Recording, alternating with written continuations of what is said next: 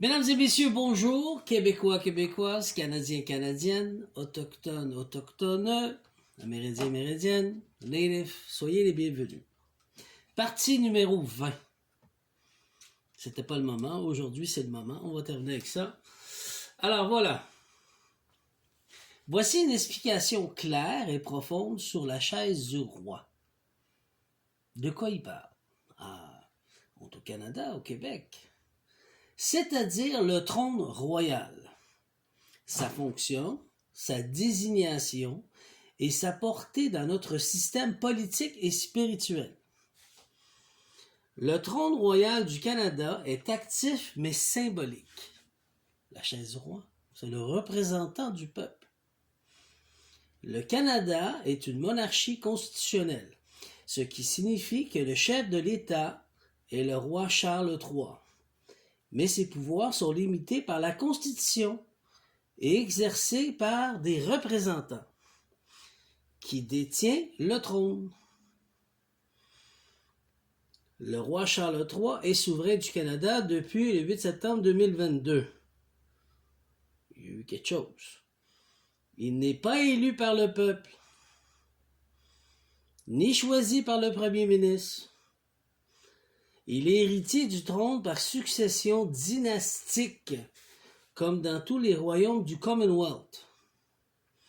Qui exerce le pouvoir au nom du roi? Le gouverneur général du Canada, nommé par le premier ministre avec l'approbation du roi, représentant le roi au niveau fédéral, peut ouvrir le Parlement, signer les lois, dissoudre la Chambre, mais toujours sur la recommandation du gouvernement élu. Les lieutenants-gouverneurs, il y a par province, dont celui du Québec, parce qu'il y a une chambre aussi, il y a un parlement, nommé par le gouvernement fédéral, représenté par le roi dans leur province, signe les lois provinciales, ouvre les sessions parlementaires, etc. Ni le roi, ni ses représentants ne sont élus par le peuple. Pour ça, j'ai dit que Canadiens, Canadiennes, Québécois, Québécoises, nous devons nous unifier aux Autochtones.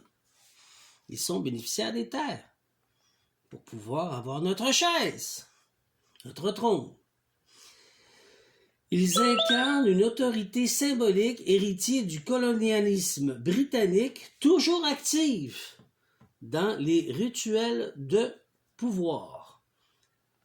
Et au Québec, le Québec reconnaît le roi comme chef d'État, mais plusieurs mouvements souverainistes et autochtones contestent cette légitimité. Le lieutenant-gouverneur du Québec est souvent vu comme une figure imposée par Ottawa.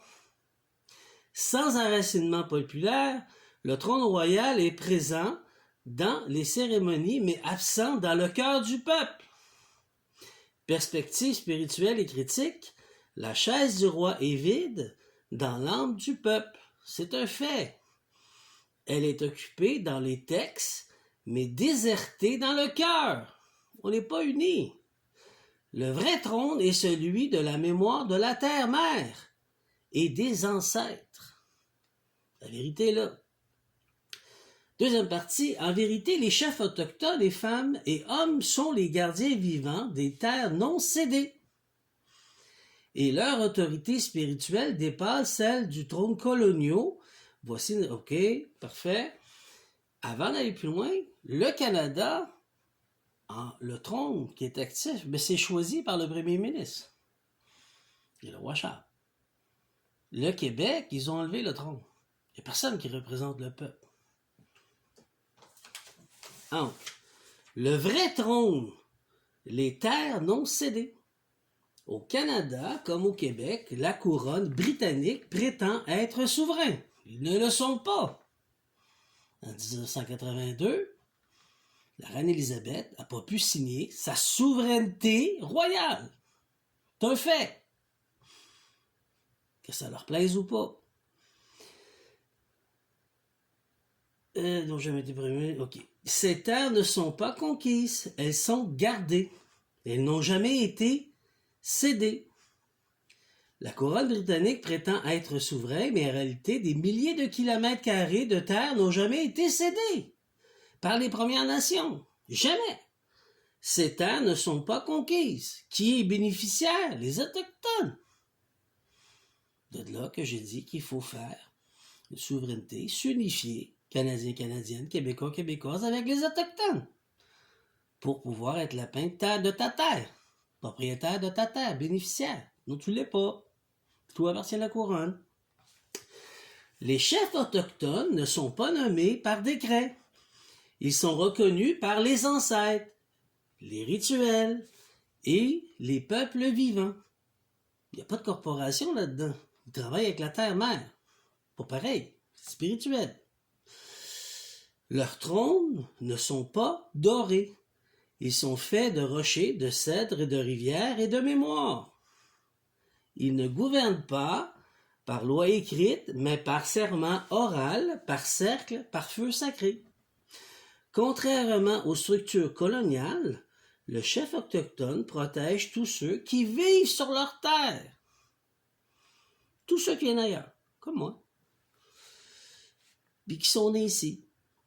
Peu importe leur origine, leur langue ou leur histoire, tant qu'ils respectent la terre-mère. Nous ne sommes pas propriétaires, nous sommes gardiens. Et nous ne choisissons pas qui mérite l'eau. Nous partageons avec ceux qui honorent le sol.